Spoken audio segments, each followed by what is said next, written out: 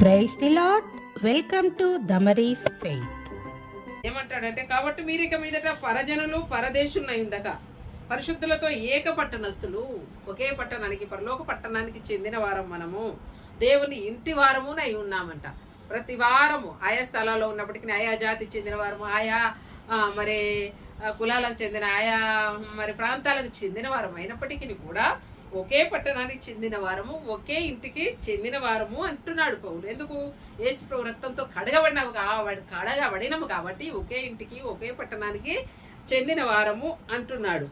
అయితే క్రీస్తు యేసే ముఖ్యమైన మూలరాయి ఉండగా అపోస్తలులు ప్రవక్తలు వేసిన పునాది మీద మీరు కట్టబడి ఉన్నారు. క్రీస్తు యేసే ముఖ్యమైన మూలరాయి. ఎట్లాగా? ఆత్మీయ మందిరానికి, దేవుని మందిరాన్ని, ఒక ఇల్లు కట్టాలంటే దానికి ఒక మూలరాయి ఉంటది. ఆ మూలరాయి వేసిన తర్వాత దాని చుట్టూ ఏమేస్తారు? పునాది వేస్తారు. ఆ పునాది మీద ఇటుకలు ఆ విధంగా కట్టుకుంటూ పోయి ఒక ఇల్లు తయారవుతుంది. అలాగనే ఆత్మీయమైన ఇల్లు కట్టడానికి దానికి పునాది రాయి ఎవరు? యేసుక్రీస్తు వారు. ఆయన మూలరాయిగా ఉన్నాడు.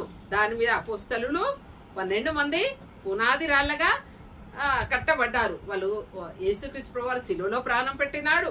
ఆయన మరి మూలరాయిగా అయిపోయినాడు. తన శిష్యులు 12 మంది శిష్యులు ఆ యొక్క తమ ప్రాణాలు అధశాస్త్రుల ప్రభు కోసం మరణించినారు. కాబట్టి వాళ్ళు ఏమైపోయినారు? పునాది మీద పునాదిగా వేయబడ్డారు. ఆ పునాది మీద నీవు నేను మనమందరం యేసు ప్రభు రక్తంతో ఎవరైతే కడగబడినారో, దేవుని బిడ్డగా చేయబడినారో వాళ్ళంతా కూడా సజీవమైన రాయిగా, పేతురు పత్రికలో చెప్పినట్టు సజీవమైన రాయిగా కట్టబడి పరిశుద్ధమైన దేవాలయముగా వృద్ధి పొందుచున్నది. ఈ లోకంలో మందిరం కడితే ఏం చేస్తుంది? శత్రువు ఏం చేస్తుంది? వచ్చి మందిరాన్ని కూల్చేస్తారు. దేవుని పిల్లల్ని విసిగించడం, దేవుని పిల్లల్ని కొట్టడం, దేవుని పిల్లల్ని మరి నిందించడము, అనేక హింసలు పెట్టడము, చంపడము ఇవన్నీ చేస్తూ ఉన్నారు. కానీ ఈ ఆత్మీయ మందిరాన్ని ఎవడు కూడా కూల్చలేడు, ఏ మనుషుడు కూల్చలేడు. శత్రు సాతాను కూడా ఏం చేయలేదు. ఇప్పుడు మనము స్థిరమైన గట్టి ఆ పునాది మీద కట్టబడినప్పుడు, సజీవమైన రాయిగా నీవు నేను కట్టబడినప్పుడు, అది కట్టబడినప్పుడు ఏం చేస్తాడు? ఆ మేస్త్రి ఏం చేస్తాడు? ఆ ఇటుక తీసుకుంటాడు, ఆ రాయి తీసుకుంటాడు, దాన్ని కొడతాడు. కొట్టి చక్క చేసి దాంట్లో ఆ గోడలు అమర్చేస్తాడు. ఆ పునాది మీద నీవు నేను కట్టబడుతున్నాము. అయితే మనము సజీవమైన రాయిగా కట్టబడాలంటే ఆ మందిరంలో, ఆత్మీయ మందిరంలో, పరిశుద్ధ మందిరంలో, దేవునికి దేవాలయము, ఆ గొర్రెపిల్లయే దానికి దీపము. ప్రకటన గ్రంథంలో చూస్తాం మనము. ఇంకా అక్కడే నాకు ఏది కనపడలేదు, ఏ దేవాలయం కనపడలేదు, దేవుడు గొర్రెపిల్లయే దానికి దీపము అంటాడు. కాబట్టి ఆ యొక్క ఆలయము నిర్మించబడుతూ ఉంది. ఈ లోకంలో ప్రపంచం అంతటా కూడా యేసు ప్రభు రక్తంతో కడగబడిన బిడ్డలందరూ కూడా పరిశుద్ధమైన దేవాలయం అగుటకు వృత్తి పొందుచున్నది అంటాడు పౌలు. ఇక్కడ ఏమంటాడంటే మరి ఎఫ్సి పత్రిక 2వ అధ్యాయంలో అంటాడు 19వ వచనం, కాబట్టి మీరు ఇక మీదట పరజనులను పరదేశంలో ఉండగా పరిశుద్ధులతో ఏక పట్టణస్తులను దేవుని ఇంటి వారునై ఉన్నారు. దేవుని ఇంటివారు మనము. 20వ వచనంలో, క్రీస్తు యేసే ముఖ్యమైన మూలరాయి ఉండగా అపోస్తలులను ప్రవక్తలను వేసిన పునాది మీద మీరు కట్టబడి ఉన్నారు. ప్రవక్తలు ముందుగానే ప్రవచించారు. ఏమని? యేసుక్రీస్తు ఈ లోకానికి రక్షకుడుగా వస్తాడు, కన్యమరియ గర్భంలో జన్మిస్తాడు, ఆయన చనిపోతాడు మన కోసం, మన పాపాల కోసం సమాధి చేయబడతాడు, తిరిగి లేస్తాడని ప్రవక్తలంతా ప్రవచించినారు. అవన్నీ నెరవేరిన ఆయన వచ్చినాడు, వెళ్ళిపోయినాడు. మరి ఆ పునాది మీద మీరు కట్టబడుతున్నారు. కాబట్టి 21వ వచనంలో అంటాడు, ప్రతి కట్టడమును ఆయనలో చక్కగా అమర్చబడి ప్రభువునందు పరిశుద్ధమైన దేవాలయం అగుటకు వృద్ధి పొందుచున్నది. పరిశుద్ధమైన దేవాలయంగా వృద్ధి పొందాలి అంటే, ఆ పరిశుద్ధమైన దేవాలయంగా వృద్ధి పొందాలంటే దాని మీద మనం కట్టుకోవాలి. ఎలా కట్టుకోవాలంట? చూడండి, యూదా పత్రికలో, మరి ప్రకటనకు ముందు యూదా పత్రిక 1వ అధ్యాయము 21 నేను చదువుతాను, వినండి. ప్రియులారా, మీరు విశ్వసించు అతి పరిశుద్ధమైన దాని మీద మిమ్మును మీరు కట్టుకొనుచు. ప్రియులారా, మనల్ని ప్రియులారా అని, ఇష్టమైన వారలారా, దేవుని పిల్లలారా, నాకు ఇష్టమైన వారలారా అని పిలుస్తున్నాడు దేవుడు. ఏమంటున్నాడు? మీరు విశ్వసించు. ఎవరిని విశ్వసిస్తున్నారు? యేసయ్యను విశ్వసిస్తున్నారు కదా. మీరు విశ్వసించుచు అతి పరిశుద్ధమైన దాని మీద మిమ్మల్ని మీరు కట్టుకొనుచు. అతి పరిశుద్ధమైన దేవాలయం ఒకటి వృద్ధి పొందుచున్నది. మనమంతా కూడా ప్రపంచంలో ఉన్న చెదిరిన ప్రతి బిడ్డ, ఏ ఊర్లో ఉండని, ఏ ప్రాంతంలో ఉండని, ఏ పట్టణంలో ఉండని ప్రతి బిడ్డ ఆ యొక్క అతి పరిశుద్ధమైన దాని మీద, ఆ పునాది మీద, ఆ మూలరాయి మీద, ఆ పునాది మీద కట్టబడుచు మిమ్మును మీరు కట్టుకొనుచు పరిశుద్ధాత్మలో ప్రార్థన చేయొచ్చు. మిమ్మల్ని మీరు కట్టుకుంటూ ఏం చేస్తున్నారు? పరిశుద్ధాత్మలో ప్రార్థన చేయొచ్చు. ఇప్పుడు ప్రార్థన కూడి వచ్చినాం మనం కదా, నేను మనమందరం కూడా దినమంతా ఆయా పనులకు అలసిపోతారు. నిజంగా కూడా నాకు చాలా ఆశ్చర్యం వేస్తుంది. సంవత్సరం నుంచి వెళ్ళి ఈ విధంగా ప్రార్థనలు చేస్తున్నారు. 8 నుంచి 9 వరకు అంటే చాలా సంతోషం వేసింది నాకు నిజంగా. ఎంతగా అసలు ఆ పనులు అవి అసలు తలంచుకుంటేనే ఆ పనులు అవనే అవ్వవు. ఇప్పుడు దినమంతా నేను ఆయా కొంచెం సిస్టర్స్ మీటింగ్ ఉండే అటు వెళ్ళాను, ఇటు కొంచెము పనులు ఇవి చూసుకొని వచ్చేసరికి అంతే టైం పట్టేసేసింది. దినమంతా పనులు చేసుకొని వస్తారు పాపం. మళ్ళీ వాళ్ళు వండుకోవాలా, తినాలా, పడుకోవాలా, పొద్దున్న లేవాలా, మళ్ళీ పనులకు వెళ్ళాలి, మళ్ళీ వండుకోవాలి, తినాలి, మళ్ళీ పనులకు వెళ్ళాలి కదా. అయినా కూడా ఎంత ఆశతో ఆసక్తితో ఆయా ప్రాంతాల, ఆయా గ్రామాల్లో, ఆయా ఇళ్లలో ఉన్న వాళ్ళు 8 నుంచి 9 వరకు అయితే చక్కగా పాటలు పాడుతూ, నేనైతే ఆ పాటలు వినలేదు కానీ టైంను బట్టి నేను రాలేకపోయాను. అదే అనుకుంటున్నాను, అయ్యో వీళ్ళు పాటలు పాడుంటారు కదా, నేను ఇప్పుడే వచ్చాను అనుకుంటున్నాను. అప్పుడే మీ ఫోన్ వచ్చేసింది.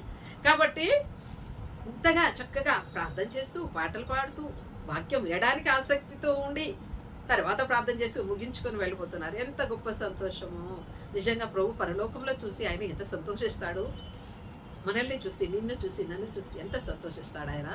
అందుకే ఇక్కడ యూదా రాస్తున్నాడు, యూదా పత్రికలో రాస్తున్నాడు. ఏమంటున్నాడంటే, ప్రియులారా, మీరు విశ్వసించు అతి పరిశుద్ధమైన దాని మీద మిమ్మును మీరు కట్టుకొనుచు పరిశుద్ధాత్మలో ప్రార్థన చేయొచ్చు. పరిశుద్ధాత్మతో ప్రార్థన చేయడానికి వచ్చారు.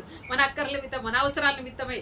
ప్రభా, నేను మన అక్కర ఇది ఉంది ప్రభా, నాకు జ్వరం వచ్చి బాగలేదు ప్రభా, నాకు కాళ్ళు నొప్పులు బాగలేవు ప్రభా, నాకు తలనొప్పులు వేస్తుంది బాగలేదు ప్రభా, నాకు అప్పులు ఉన్నాయి ప్రభా, నా అప్పులు తీర్చు, లేదా నా పిల్లల పెళ్ళిళ్ళు కాలేదు ప్రభా, లేదా ఆ బిడ్డలు గర్భితో ఉన్నారు, వాళ్ళ సుఖమైన ప్రసవం కోసము ప్రార్థన చేయడానికి వస్తున్నాము. మీకు తెలుసా అండి, ఒకసారి మేము ఇట్లా కరోనా టైంలో ఇలాగనే నాకు అదే గుర్తుకొస్తా ఉంది. ఒక దగ్గరికి చేరలేము, మందిరానికి వెళ్ళలేము, ప్రార్థనకి చర్చకి వెళ్ళలేము, కానీ ఎవరింట్లో వాళ్ళు ఉన్నారు. ఎందుకు మనం ఖాళీగా ఉండాలి? మనమంతా కలిసి ఆ యొక్క కాన్ఫరెన్స్ కాల్లో ప్రార్థన చేద్దామని మీలాగానే ఇలాగా ప్రార్థనలు చేస్తూ వస్తున్నాము. ప్రతిరోజు ఒక టైం పెట్టుకొని ప్రార్థన అందరం కలుసుకొని సిస్టర్స్ అంతా మేము ప్రార్థన చేస్తూ ఉన్నాము. ప్రార్థన చేస్తూ ఉంటే ఒక సిస్టరు, ఒక అమ్మాయి ఫస్ట్ డెలివరీ, తను గర్భిణితో ఉంది, 9 నెలలు అయిపోయినా డేట్ ఇచ్చారు. ఆ అమ్మాయి అదే రోజు ప్రార్థన చేసింది, మాతో పాటు కాన్ఫరెన్స్లో ప్రార్థన చేసింది, వాక్యం వినింది, ప్రార్థన చేసింది. ఆ రోజు నైటే వెళ్ళి హాస్పిటల్కి వెళ్ళి నార్మల్ డెలివరీ అయిపోయింది. ఎంతో పేద బిడ్డ, తనకు చాలా కష్టమైన పరిస్థితి, చేతి పని చేసుకొని ఏదో పని చేసుకొని బ్రతకాలి. ఆ అమ్మాయి వెళ్ళి నార్మల్ డెలివరీ అయింది. అదే వేరే వాళ్ళు కొంతమంది అయితే పోయి సిజరీన్ చేసి, ఆపరేషన్ చేసి, కష్టపడి ఎంతో బాధపడి ఎంతో చేయాలి కదా. ఆ పిల్ల నాకు ఇంకా నేను మర్చిపోలేకపోతున్నాను. ఆ నైటు ప్రార్థన చేసి మాతో పాటు వెళ్ళి తెల్లవారి మళ్ళీ మధ్యాహ్నము చక్కని కుమార్ని అన్నది, వాడికి సమయనని పేరు పెట్టి దేవుడిచ్చాడు అని చెప్పేసి. ఎంత గొప్ప ధన్యత కదా. ఏ ప్రార్థనలు వ్యర్థంగా పోతాయా? దేవుడు వింటాడు. ఆయన చెవి యొక్కి నీతిమంతుల ప్రార్థన వింటాడంట, ప్రార్థన జవాబిస్తాడు. అందుకే ఇక్కడ యూదా పత్రికలో ఏమంటున్నాడంటే, మరి అతి పరిశుద్ధమైన దాని మీద మిమ్మును మీరు కట్టుకొనుచు పరిశుద్ధాత్మలో ప్రార్థన చేయొచ్చు. పరిశుద్ధాత్మలో మనం చేసే ప్రార్థనలు పరిశుద్ధాత్ముడు తీసుకుని వెళ్తాడట, దేవుని దగ్గరికి వెళ్తాడంట. దేవుని దగ్గరికి వెళ్ళి ఆ ప్రార్థనలన్నీ ఆయన దగ్గర దూత తీసుకొని వెళ్తాదంట. ప్రకటన గ్రంథంలో ఒక దగ్గర ఉన్నది. ఆ యొక్క దూత ఏం చేస్తుందంట, ఆ యొక్క మరి ప్రార్థనలన్నీ కూడా తీసుకొని వెళ్ళి పరలోకంలో దేవుని దగ్గర పోసినప్పుడు దేవుడు తగిన కాలంలో మనకు జవాబు ఇస్తాడంట. తను పరిశుద్ధాత్మలో ప్రార్థన చేయొచ్చు. నిత్య జీవార్థమైన మన ప్రభువు యేసుక్రీస్తు కనికరము కొరకు కనిపెట్టుచు. ఏంటంటే ఎంత చక్కటి అర్థం ఉందండి ఇందులో. నిజంగా పరిశుద్ధాత్మలో ప్రార్థన చేయొచ్చు. నిత్య జీవార్థమైన మన ప్రభు అయిన యేసుక్రీస్తు కనికరము కొరకు. నిత్య జీవార్థము, నిత్య జీవము అంటే ఇంకా మరణం లేదు. నిత్య జీవార్థమైన ఆ యొక్క మరి మన ప్రభు అయిన యేసుక్రీస్తు కనికరం కొరకు, ఆయన దయ కొరకు కనిపెట్టుచు. ఆయన దయ కొరకు కనిపెట్టుచు. ఆయన దయా కనికరం గల దేవుడు, దీర్ఘశాంతుడు. మరి అలాంటి దేవుని కొరకు కనిపెట్టుచు ప్రార్థన చేస్తున్నామంట మనము. మన ప్రభువైన యేసుక్రీస్తు కనికరము కొరకు కనిపెట్టుచు దేవుని ప్రేమలో నిలుచున్నట్లు కాచుకొని ఉండుడి. దేవుని ప్రేమలో కాచుకొని ఉండుడి. దేవుని ప్రేమ కొరకు, ఆయన కనికరం కొరకు, ఆయన దయ కొరకు, ఆయన దయ కొరకే కదా మనం ఇక్కడ చేరి అందరం స్థలం ఉన్నప్పటికీ నీ ప్రార్థన కోసం వచ్చి ఆయన దయా కనికరం కోసం, అయ్యా నీ దయ చూపించు నాపై, నీ కనికరం చూపించయ్యా అని అడగడానికి వచ్చాము. కాబట్టి ఇంకేమంటాడు 22వ వచనంలో, సందేహపడు వారి మీద కనికరము చూపుడి, అగ్నిలో నుండి లాగినట్టు కొందరిని రక్షించుడి. కొంతమంది సందేహపడతా ఉంటాడు, ఏమని, యేసుక్రీస్తు దేవుడా, అందరి దేవుళ్ళతో పాటు ఈయనొక దేవుడు అనేవాళ్ళు కొంతమంది ఉంటారు. ఆయన దేవుడా, ఏదో ఆ పేద కన్యా గర్భంలో ఆయన కూడా మనిషి కదా, ఆయన దేవుడా అని అనేవాళ్ళు కొంతమంది. రకరకాల సందేహించేవారు. ఈ దేవుడి దగ్గర పోతే బాగైద్దా, నాకు ఈ దేవుడి దగ్గర పోతే రోగం బాగైద్దా? రోగం కావడం కాదు, ఈ లోకంలో శారీరకంగా మనకు అన్ని రోగాలు వస్తాయి. కానీ ఈ శరీరం విడిచిపెట్టినాక నిత్య జీవార్థమైన పరలోక రాజ్యంలో సదాకాలం యుగ యుగాలు ఉంటాము. ఆ అగ్నిగుండం నుండి తప్పించి, యుగ యుగాలు కాలే అగ్నిగుండం నుంచి తప్పించి, మన ఆత్మను తప్పించి దేవురాజ్యం చేరడానికి ఆయన ఇష్టపడుతున్నాడు. అందుకే సందేహపడి వారి మీద కనికరం చూపించండి. ఎవరైనా సందేహంగా ఉంటే, ఈ దేవుడేనా, ఈ దేవుడు నాకు ఈ కార్యం చేస్తాడా, ఈ అవసరాలు తీరుస్తాడా అనే వాళ్ళ మీద మీరు కనికరం చూపించి దేవుని కనికరం, దేవుని ప్రేమను వారికి తెలియచేయండి. ఏ విధంగా తెలియజేస్తారు? సువార్త ద్వారా తెలియచేయండి. మీరు నమ్మండి, నమ్మి విశ్వసించి చూడండి, మీకే తెలుస్తుంది. నేను చెప్పడం కాదు, నీ అంతటి నువ్వే, యేసయ్యా నువ్వు దేవుడవు, నేను అంగీకరిస్తున్నాను, నేను నమ్ముకుంటున్నాను ప్రభువా, ఇదిగో నా పాపాలు క్షమించు, నా అక్కర ఇది ఉంది, నా సమస్య ఇది ఉంది, ఇది తీర్చు ప్రభు అంటే తప్పకుండా నీకు తీరుస్తాడు. నీకు నువ్వే మోకరించి ప్రార్థన చేసుకో, నీకే తెలుస్తుంది అని చెప్పాలా, వాళ్ళకే అప్పగించేసేయాల. వాళ్ళ మీద కనికరపడి ఆ దయ, కనికరం గల దేవుని యొక్క దయను వాళ్ళకు మనం సువార్త ద్వారా తెలియచేయాలంట. సందేహపడి వారి మీద కనికరము చూపుడి, అగ్నిలో నుండి లాగినట్టు కొందరిని రక్షించుడి. అగ్నిలో నుండి లాగినట్టు, ఒక అగ్ని కట్టెల పొయ్యి మండుతా ఉంటే ఒకటి కర్ర, 2 కర్రలు అట్లా తీస్తూ ఉంటే ఏమవుతుంది? చల్లారిపోతూ ఉంటుంది. అట్లనే ఆ నిత్యాగ్ని నుంచి, నిత్య నరకం నుంచి వాళ్ళని తప్పించడానికి కొంతమంది లాగండి అంటే వాళ్ళ హృదయాలను, వాళ్ళ మనస్సులను, వాళ్ళ యొక్క మరి వారిని దేవుని వైపు లాగండి. మీరు ఎవరిని అంటున్నాడు? రక్షించబడిన ప్రతి బిడ్డకు ఈ అధికారం ఇస్తా ఉన్నాడు దేవుడు. నేను పాపినయ్యా, నన్ను రక్షించు, నన్ను బిడ్డగా చేసుకొని ఎవరైతే అంగీకరించే యేసు ప్రభువుని దేవుడే అంగీకరించినాడో వాళ్ళకి ఈ పని అప్పగిస్తున్నాడు. ఏమని? కొందరి మీద సందేహపడి వారి మీద మీరు కనికరం చూపించండి. దేవుని కనికరం వారికి చూపించండి. అంతేకాదు ఏం చేయాలా? అగ్నిలో నుండి లాగినట్టు కొందరిని రక్షించండి. కొందరిని, అయ్యా ఆ అగ్ని, నువ్వు చనిపోతే నిత్య నరకము, యుగ యుగాల అగ్నిలో కాలుతావయ్యా, ఆ అగ్ని నుంచి తప్పించుకోవాలంటే నీకు యేసయ్యే మార్గం, సత్యం, జీవం తప్ప ఇంకెవ్వరు లేరయ్యా అని నీకు తోచిన మాటలతో నువ్వు చెప్పితే చాలు. నీకు చదువు రాకపోని విద్యతో సంబంధమే లేదు. వాళ్ళకు 2 నీ నోటి మాటలు చెప్పినావనుకో, దేవుడు అక్కడ కార్యం చేసేది నువ్వు కాదు చేసేది, లేదా నేను కాదు చేసేది. ఎవరు చేస్తారు? దేవుడు చేస్తాడు.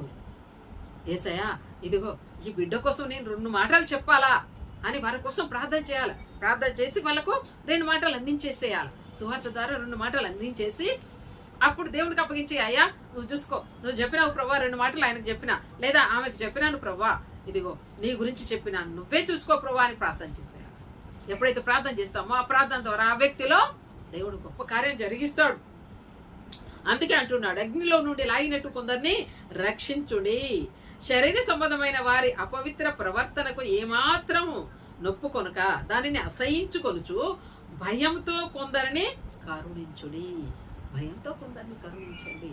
అయ్యా జీవం గల దేవా నీకు వందనాలయ్యా. వారి కోసం ప్రార్థన చేసి కొన్ని రోజులు ప్రార్థన చేసి మీరు సంవత్సరం నుంచి ప్రార్థన చేస్తున్నారంటే నిజంగా దేవుడు మీ కుటుంబాల్లో ఎన్ని గొప్ప కార్యాలు చేశాడో నాకు తెలియదు. ఒక్కొక్కరిని అడిగితే చెప్పగలరు, సాక్ష్యం చెప్పండి అంటే చెప్పగలరు. ఏమని? దేవుడు నాకు ఈ గొప్ప కార్యం చేసినాడు అని మీరు చెప్పగలరు, తప్పకుండా చెప్పగలరు. మరి అలాంటప్పుడు ఆ గొప్ప దేవుని గురించి మనం ప్రార్థన చేసి మనం సువార్త ప్రకటించినప్పుడు, దేవుని సువార్త ప్రకటించినప్పుడు దేవుడు గొప్ప కార్యం చేస్తాడు. మనం కాదు చేసేది, పరిశుద్ధాత్మ దేవుడు, ఆయన ఆ కనికరం గల దేవుడు ఆయనే చేస్తాడు. ఆయనకు అప్పగించేసేయాల. ప్రభా నా పని నేను చేసినాను, ప్రభా నీ పని నువ్వు చెయ్యి, నా పని నేను చేసినాను. ఏం చేసినాను? నీ రక్షణ సువార్త ప్రకటించినాను ప్రభా, ఇది నా బాధ్యత. అపొస్తలుడైన పౌలు ఏమంటాడు? సువార్త ప్రకటించవలసిన భారం నా మీద ఉంది. అది నేను ఇష్టపడి చేతే నాకు జీతం, నేను ఇష్టపడకపోయినా ఆ గృహ నిర్వాహకత్వం నాకు అప్పగించబడి ఉన్నది అంటాడు. అయ్యో నేనెంత దౌర్భాగ్యుడను, స్వార్థ ప్రకటించకపోయినట్లయితే నేనెంత దౌర్భాగ్యుడను అంటాడు. అపొస్తలుడైన పౌలే ఆ మాట అంటున్నాడంటే ఎంత దురదృష్టవంతుణ్ణి, ఎంత చెడ్డోణ్ణి అంటున్నాడు. ఎందుకు? స్వార్థ ప్రకటించకపోతే, రక్షించబడి దేవుని బిడ్డగా చేయబడి దేవుని మాటలు 4 ఇతరులకు చెప్పకపోతే నేనెంత దౌర్భాగ్యుడను, అయ్యో నేనెంత దౌర్భాగ్యుడను. ఒకవేళ నేను ఇష్టపడి చేస్తే నాకు జీతం ఉంది, నేను ఇష్టపడకపోయినా కూడా ఆ భారం నా మీద ఉంది. నేను ఇష్టపడి చేస్తే నాకు జీతం ఉంది. ఎక్కడ జీతం? పరలోక రాజ్యంలో. ఎక్కడ కాదు, ఇక్కడ కూడా ఇస్తాడు. మీరు ఆయన రాజ్యమును నీతిని మొదట వెదుకుడి, అవన్నీ మీకు అనుగ్రహింపబడని యేసు ప్రభువే చెప్పాడు. రేపటి దినాన్ని గురించి సందేహపడద్దు. రేపటి దినం దాని సంగతులను అదే చింతిస్తుంది. ఆ అడవి పూలు చూడు, ఆ పక్షులు చూడు, వాటిని దేవుడు పోషిస్తలేడా? వాటికి ప్రతిరోజు ఆహారం ఇస్తున్నాడు. అవి ఏమైనా బ్యాంకులో పెట్టుకుంటున్నాయా, దాచిపెట్టుకుంటున్నాయా? గరిసెలు ఉన్నాయా వాటికి? ఆ గరిసెలలో తీసుకుపోయి దాచుకుంటున్నాయా గింజల్ని? ఏ రోజుకు ఆ రోజు వాటిని పోషిస్తున్నాడే దేవుడు. అల్ప విశ్వాసులారా, వాటికంటే మీరు ఇంకా శ్రేష్ఠులు కారా? వాటిని మీకోసం సృష్టించాను నేను అంటున్నాడు దేవుడు. ఈ సృష్టి యావత్తు నీ కోసం, మానవుని కోసం సృష్టించాను. వాటికే అంత చింత లేదు, వాటిని నేను పోషిస్తున్నాను కదా. నీవు మరి శ్రేష్టమైన దానవు కదా, నీవు మరి శ్రేష్టమైన వాడవు కావా? ఈ సంగతి నేను చూసుకుంటాను. రేపటి దినం గురించి చింతపడకు, ఏ రోజుకి ఆ రోజు చాలు. అయితే ఏం చేయాలా? మొదట ఆయన రాజ్యమును నీతిని వెదకుడి, అప్పుడు అవన్నీ మీకు అనుగ్రహించబడతాయి. మీకు ఏం కావాలో అవి అనుగ్రహింపబడతాయి. ఏమంటాడు? తన కుమారుడు రొట్టెనడితే రాయిస్తాడా? ఎవడైనా చేపనడిగితే పామునిస్తాడా? మరి మీ పరలోకపు తండ్రి పరిపూర్ణుడు కదా, మీరు అడిగి వాటి కంటే ఊహించిన వాటి కంటే అత్యధికంగా చేయగల శక్తి గల దేవుడు. ఎప్పుడు? మనం విశ్వాసముతో అతి పరిశుద్ధమైన దాని మీద మనల్ని మనము కట్టుకున్నాం, అతి పరిశుద్ధమైన దాని మీద. అయితే సందేహపడకుండా, అల్ప విశ్వాసం ఉంచకుండా ఏమంటాడు? ఆవగింజంత విశ్వాసం ఉంటే చాలు. ఈ పర్వతాన్ని పోయి ఆ సముద్రంలో పడవే అంటే పడిపోతుంది. అంత శక్తి ఆయనకు ఉన్నది. అలాంటి గొప్ప కార్యాలు ఎన్నో చేశాడు కదా, మన జీవితాల్లో చేశాడు, మన పితరుల జీవితాల్లో చేశాడు, మన పూర్వీకుల జీవితాల్లో, దేవుని నమ్మిన పిల్లలలో అనేక గొప్ప కార్యాలు చేసిన దేవుడు ఈరోజు చేయడా? ఎబ్రీ పత్రిక అంటాడు, యేసుక్రీస్తు నిన్న నేడు రేపు ఒకే రీతిగా ఉన్నాడు. ఆయన మార్పు చెందని వాడు, మాట తప్పని వాడు, అబద్ధమాడనేరని దేవుడు అని సంఖ్యాకాండంలో చూస్తాం. ఆయన అబద్ధమాటకు నరమాతుడా? ఆయన చెప్పి చేయకూడడానికి వస్తాడు. మనం అంత గొప్ప దేవుడు మనం కలిగి ఉన్నాం కదా. అయితే ఏమంటాడు? అతి పరిశుద్ధమైన దాని మీద, ఆ కట్టడం మీద, ఆ పునాది మీద మనము కట్టబడి మనల్ని మనము పరిశుద్ధాత్మలో ప్రార్థన చేసి ఏం చేయాలా? కొంతమందిని అగ్నిలో లాగినట్లు వాళ్ళను కొంతమందిని రక్షించడానికి దేవుని స్వార్థ అందింప చెయ్యాలంట. ఇంకేం చేయాలంట? వారి శరీర సంబంధమైన అపవిత్ర ప్రవర్తనకు ఏమాత్రం నొప్పుకొనక. ఒకవేళ అపవిత్రమైన క్రియలు ఎవరైనా చేస్తారనుకో, వాళ్ళు జోలి పోకండి, 1-2 సార్లు చెప్పి వదిలేసండి. వినకపోతే మనం ఏం చేస్తాం? అది దేవుడే చూసుకుంటాడు. చెప్పకపోతే మనల్ని అడుగుతాడు లెక్క.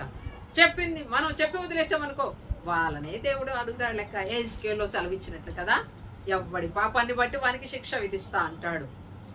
తండ్రులు చింతకాయలు తింటే, ద్రాక్ష పళ్ళు తింటే పిల్లల పళ్ళు పులుస్తాయా?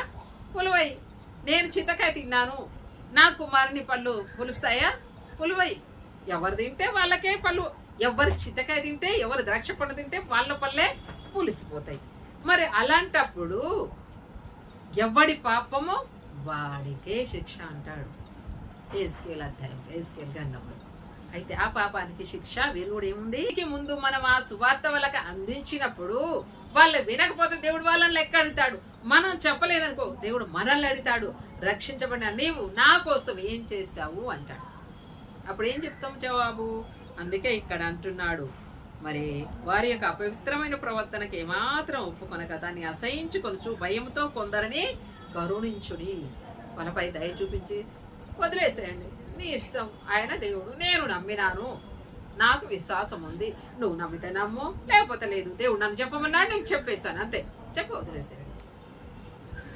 ఇది అన్నమాట దేవుడు కోరేది. అందుకే అపోస్తలుడైన పౌలు అంటున్నాడు ఎఫెసీ పత్రికలో ఏమంటున్నాడు, మీరు పరిశుద్ధమైన ప్రభునందు పరిశుద్ధమైన దేవాలయమగుటకు వృద్ధి పొందుచున్నది. ఎఫెసీ 2:22 ఆయనలో మీరు కూడా ఆత్మ మూలముగా దేవునికి నివాస స్థలమై ఉండుటకు కట్టబడుచున్నారు. ఆయనలో మీరు కూడా దేవునికి నివాస స్థలం అంటే ఆయన నివసించడానికి ఇల్లు ఉంది. ఇంట్లో మనం నివసిస్తున్నాం. అలాగే ఈ శరీరంతో ఉన్నప్పుడు ఇంట్లో నివసిస్తున్నాము. ఈ శరీరం వదిలిపెట్టి చనిపోయిన తర్వాత ఈ ఆత్మ జీవించాలి. ఎక్కడ జీవించాలి? ఆ దేవుని నమ్మకపోతే ఆ యుగాలలో కాలుతూనే ఉండాలి. మరి దేవుని రాజ్యంలో నివసించాలి అంటే ఆయన నివసించడానికి నివాస స్థలమై ఉండుటకు మనము కట్టబడాలి. సజీవమైన రాయిగా నేను కట్టబడాలి అంటాడు. అందుకే అపోస్తలుడైన పౌలు అంటాడు. అందుకే తిరిగి 3వ అధ్యాయానికి వచ్చేసరికి ఎఫెసీ పత్రిక 3వ అధ్యాయానికి వచ్చేసరికి ఈ హేతువు చేత అన్యజనులైన మీ నిమిత్తము క్రీస్తు యేసు యొక్క ఖైదీనైన నేను ప్రార్థించుచున్నాను. ఈ హేతువు చేత ఇందుకే ఆ దేవుని యొక్క పరిశుద్ధమైన దేవాలయం అయి వృద్ధి పొందడానికి అందుకే అన్యజనులైన మీ కొరకు నేను ఖైదీనయ్యాను. ఖైదీ అంటే ఏదో తప్పు చేసినట్టు తీసుకుపోయి జైలు వేస్తారు. ఆయన సువార్త ప్రకటించినందుకు ఈ రోజుల్లో కాదు, అప్పట్లో కూడా దేవుని పిల్లలు శిష్యుల కానుంచి 12 మంది శిష్యుల కానుంచి దేవుని పిల్లలందరినీ కూడా హింసిస్తూ విసుగిస్తూ వచ్చారు, జైల్లో వేస్తూ వచ్చారు. పౌలు కూడా అంత గొప్ప భక్తుడైనా గొప్ప భక్తుడు, విద్వాంసుడు. ఆయనకు వచ్చిన చదువు ఎవరికి రాదు. గమలియేలు పాదాల దగ్గర పెరిగినాడు. క్రమశిక్షణతో పెరిగినాడు. ఆయన దేవుడు అంటే ఎంతో నియమ నిష్ఠ. అలాంటి పౌలు అంటున్నాడు, ప్రభు కోసము ప్రభు మధ్యాకాశంలో కనబడి సౌలా సౌలా నన్ను ఎందుకు హింసించుచున్నావన్నప్పుడు తను రక్షించబడి దేవుని బిడ్డగా చేయబడి యేసయ్యను అంగీకరించి ఆయన కోసం ఇప్పుడు ఒకప్పుడు హింసించిన వాడు ఇప్పుడు ఏమైనాడు? జైల్లో పడ్డాడు. జైల్లో వేశారు సువార్త చేసినందుకు. బంధకాల్లో ఖైదీగా చేసినప్పుడు ఆ ఖైదీగా ఉండే ఆయన ఖాళీగా ఉన్నాడా? మనమైతే జైలు వేస్తే ఏడ్చుకుంటూ కూర్చుంటాం కదా, అయ్యో నన్ను జైలు వేశారు, నన్ను జైలు వేశారు. ఆయన జైలు వేసి ఖాళీగా లేడు. ఏం చేసినాడు? తన చేతులు లేఖలు రాసిన ఈ పత్రికలన్నీ కూడా ఎఫెసీ పత్రిక జైల్లో ఉండి రాస్తున్నాడు. ఖైదీనైన నేను మీకోసం ప్రార్థిస్తున్నా అంటాడు. ఖైదీనైన పౌలను మీకోసం నేను ప్రార్థన చేస్తున్నాను. 2వ వచనంలో అంటాడు ఎఫెసీ 3:2 మీ కొరకు నాకు అనుగ్రహింపబడిన దేవుని కృప విషయమైన ఏర్పాటును గురించి మీరు విని ఉన్నారు. ఎట్లనగా క్రీస్తు మర్మము దేవదర్శనం వలన నాకు తెలియపరచబడినదను సంగతిని మునుపు సంక్షేపంగా వ్రాసి తిని. ఇంకేమంటాడు అంటే 4వ వచనంలో ఆ క్రీస్తు మర్మమును గురించి నాకు కలిగిన జ్ఞానం గ్రహించుకొనగలరు. ఈ మర్మం ఇప్పుడు దేవుని ఆత్మమూలముగా దేవుని పరిశుద్ధులకు అపోస్తులకును ప్రవక్తలకును బయలుపరచబడి ఉన్నట్లుగా పూర్వకాలంలో యందు మనుషులకు బయలుపరచబడలేదు. 5వ వచనంలో అంటాడు ఎఫెసీ 3:5 అంటాడు ఇప్పుడు అపోస్తులకు దేవుని పిల్లలకు ఈ యొక్క ఆత్మ ద్వారా దేవుని సంగతులన్నీ బయలుపరచబడినట్లు ఆ పూర్వకాలంలో అంటే పాత నిబంధన కాలంలో వాళ్ళకు తెలియపరచబడలేదు. వాళ్ళు ఏమైనా ప్రవక్తలతో మాట్లాడిన దేవుడు, ప్రధాన యాజకులతో మాట్లాడిన దేవుడు, వాళ్ళు ఏమైనా ఎక్కడికి వెళ్ళేవారు? ప్రధాన యాజకుడు, పరిశుద్ధ స్థలం, అతి పరిశుద్ధ స్థలం, ఆవరణం, ఈ 3 రకాలుగా ఉంటే ఆవరణంలోనే ప్రజలు ఉండాలి. పరిశుద్ధ స్థలంలో బలులు అర్పణలు అర్పించాలి. అతి పరిశుద్ధ స్థలానికి సంవత్సరానికి ఒక్కసారి ప్రధాన యాజకుడు తనది కాని రక్తము, ఆ గొర్రెల యొక్క మేకల యొక్క రక్తము తన పాపాల కోసం ప్రజల పాపాల కోసం బలులు అర్పించాలి. ఈ విధంగా దేవుని మాటలు ఏమైనా ఉంటే తీసుకొచ్చేసి ప్రజలకు తెలియజేయాలి. ప్రజల మాటలు ఏమైనా ఉంటే తీసుకుపోయి దేవునికి తెలియచేయాలి. ఆ కాలంలో పూర్వకాలంలో. ఇప్పుడైతే అలా కాదు. దేవుని పిల్లలకు దేవుని ఆత్మ ద్వారా బయలుపరచుచున్నాడు అని తెలియజేస్తున్నాడు. పూర్వకాలంలో ఎందు మనుషులకు తెలియపరచబడలేదు. 6వ వచనంలో అంటాడు ఈ మర్మం ఏదనగా అన్యజనులు సువార్త వలన క్రీస్తు యేసునందు యూదులతో పాటు సమాన వారసులను ఒక శరీరం అందలి సాటి అవయవములను వాగ్దానంలో పాలివారై ఉన్నారనున్నదియే. ఎంత గొప్ప అర్థం ఉందండి ఈ యొక్క 6వ వచనంలో. మనమంట యూదులతో పాటు సమాన వారసులము. శరీరం అందలి సాటి, ఒక శరీరం అందలి సాటి. ఒక శరీరంలో మనకు అనేక అవయవాలు ఉంటాయి. అలాగా యేసు రక్తంతో కడగబడిన మనం కూడా సాటి అవయవాలం అంట. ఒక్క శరీరంగా చేయబడ్డమాట దేవుడి రక్తంతో కడగబడి. అయితే ఇంకేమంటాడు? వాగ్దానంలో పాలివారలై ఉన్నారు. దేవుడు వాగ్దానం ఇచ్చి నెరవేరుస్తాడు కదా. పాలివారం అంటే పాలోళ్ళు అంటే ఊళ్ళలో పాలోళ్ళు, వాళ్ళ పాలోళ్ళు వాళ్ళు చనిపోతే వాళ్ళు పోయి నీళ్ళలో మునిగి స్నానాలు చేసేసి వస్తారు. ఇది అట్లా కాదు. యేసు ప్రభు రక్తంతో కడగని దేవుని పిల్లలందరూ కూడా పాలోళ్ళే, క్రీస్తు బిడ్డలందరూ పాలోళ్ళే. ఆ పాలోళ్ళు కాదు వీళ్ళు. ఆ పాలోళ్ళు ఈ శరీరం వరకు చచ్చిపోయేంత వరకు అంతవరకే. కానీ ఈ పాలోళ్ళు అట్ట కాదు, పరలోక రాజ్యంలో కూడా పాలివారులు అయి ఉన్నారు. కాబట్టి ఇక్కడ అంటాడు, మరి మిగతా భాగం ఏమైనా ఉంటే రేపు చూసుకుందాం. కానీ ఇక్కడ ఏమంటాడు పౌలు అంటాడు, అతి పరిశుద్ధమైన దాని మీద మమ్మల్ని మీరు కట్టుకొనచ్చు, నిత్య జీవార్థమైన ఆ దేవుని రాజ్యంలో మనము ప్రవేశించడమే కాదు, మనతో పాటు ఆ యొక్క అన్య దేవుని ఎరగని ప్రజలు ఎవరైతే ఉన్నారో వారికి సువార్తను ప్రకటించి కొంతమందిని అగ్నిలో నుంచి లాగినట్లు కొంతమంది ఆ నిత్య నరకానికి వెళ్లకుండా లాగండి మీరు అంటున్నాడు యూదా పత్రిక. అతి పరిశుద్ధమైన ఆ యొక్క దాని మీద మనల్ని కట్టుకోవచ్చు. అందుకే ఆ పరలోక రాజ్యంలో మనము ఆ పట్టణంలో లేదా ఆ యొక్క మందిరంలో, ఆత్మీయ మందిరంలో ప్రవేశించడానికి నీవు నేను కట్టబడాలని ప్రభు కోరుచున్నాడు. అందుకే పౌలు అన్ని దెబ్బలు తిని, కొరడా దెబ్బలు తిని, శ్రమల పాలై, చలిలో దిగంబరత్వంలో ఎన్నో శ్రమలు పడి చివరికి తన ప్రాణాన్ని ధారపోసినాడు. మంచి పోరాటం పోరాడి తిని నేను నా పరుగు కట్టు అక్కడ ముట్టించి తిని ఇక మీదట నా కొరకు జీవ కిరీటం ఉంచబడి ఉన్నది అన్నాడు అపొస్తలుడైన పౌలు. మరి నీవు నేను కొన్ని శ్రమలు పడి ఈ లోకంలో శ్రమలు వచ్చినప్పుడు భయపడొద్దు, శ్రమ వచ్చినప్పుడు శ్రమ కలిగి ఉంటా మేలు అంటాడు భక్తుడు. కాబట్టి క్రైస్తవుడైనందుకు బాధ అనుభవించినట్లయితే ఆ పేరును బట్టి దేవుణ్ణి మహిమపరచాలా. అప్పుడు దేవుని ఆత్మ అయితే నీ మీద నిలుచున్నది కనుక మీరు ధన్యులు అంటాడు పత్రికలో. కాబట్టి పౌలు ఎంత చక్కగా రాశాడు ఆ ప్రభు కోసము. ఆ యొక్క ఖైదీగా జైల్లో ఉండి ఈ పత్రిక రాసి నీకు నాకు అందించినాడు. ఈరోజు మనం చదువుకోవడానికి, దేవుని రాజ్యానికి సిద్ధపడడానికి మనకు రాసిచ్చినాడు. ఎంత గొప్ప ధన్యత మనకు కదా. దేవుడు ఈ వాక్యాన్ని దీవించును కాక. చిన్న ప్రార్థన చేస్తాను. ప్రేమ గల జీవం గల పరిశుద్ధుడైన పరలోక తండ్రి, నీకు వందనాలు చెల్లిస్తున్నాము నాయన. ఈ సాయంకాల సమయం అనుకోని విధంగా తండ్రి జీవవాక్యాన్ని మాకు తెలియజేస్తావు. అపొస్తలుడైన పౌలుని గురించి దేవ మరి ఆ యొక్క ఎఫెసీ పత్రికలో 2-3 అధ్యాయాలు మరి యూదా పత్రికలో తెలియజేసిన మాటలు మీరు మాకు తెలియజేస్తారు. అందును బట్టి కృతజ్ఞతలు.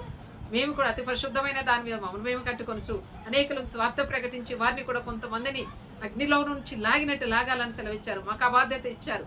అందరి బట్టి వందనములు స్తోత్రం చెల్లిస్తున్నాం ప్రభువా. దేవా కనికరించు, దయ చూపించు తండ్రి. నేటి దినాల్లో రకరకాలుగా సువార్త ప్రకటిస్తున్నారు బిడ్డలందరినీ మరి తండ్రి కనికరించి వారు చేసిన వాక్యానికి తండ్రి, వారు చెప్పిన వాక్యానికి నీరు గట్టి పరిపచేయండి, ముద్రించండి ప్రభువా. కనికరించి దయ చూపించి ఇక్కడ చేరి వచ్చిన ప్రతి బిడ్డను బట్టి వందనాలు చెల్లిస్తున్నాము. కృష్ణ ఆయన భార్య బిడ్డను బట్టి వందనాలు. మరి ఇంకా సునీల్ ఆయన మరి తండ్రి తన కుటుంబాన్ని ఇంకా ఎవరెవరైతే పేర్లు తెలియదు ప్రభు, అయినప్పటికీ మీరు వారిని చూస్తున్నారు ఇప్పుడు. కాబట్టి వారి కుటుంబాలన్నింటినీ కనికరించి వారిని దీవించమని, వారి యొక్క బాధ్యతల్లో ఏవైతే ఉన్నాయో వాటన్నిటి తీర్చండి. వాళ్ళ శ్రమలు ఏవైతే ఉన్నాయో వాటిని తీర్చండి. వారి అక్కర ఏదైతుందో వారిని తీర్చండి ప్రభు. వారి అనారోగ్య పరిస్థితి ఏమైనా వారిని స్వస్థపరచండి. నీ రక్తం ఇంకా ప్రవహిస్తూ ఉంది. మీరు ఆనాడు పొందిన మరి ఈనాడు మాకు స్వస్థ ఉన్నాయి. నీ పునరుత్థాన శక్తిని బలాన్ని మాకు ఇచ్చే దేవుడు. అందరి బట్టి కృతజ్ఞతలు చెల్లిస్తూ ఈ యొక్క ఇటువంటి వాక్యాన్ని నీరు కట్టి ఫలింపజేసి వినుచున్న మా ప్రియులందరినీ మీరు దీవించుమని సమస్త మహిమ ఘనత ప్రభావాలు మీకు ఆరోపించుకుంటూ మా ప్రభువును రక్షకుడైన యేసుక్రీస్తు నామమున ప్రార్థిస్తున్నాం తండ్రి. ఆమేన్. ఆమేన్. ఇంతవరకు ఎవరైతే సబ్స్క్రైబ్ చేసుకున్నారో వారందరికీ నా ధన్యవాదాలు. ఇలాంటి మరెన్నో వీడియోస్ కొరకు please like and share, subscribe my channel. Thank you. Praise the lord.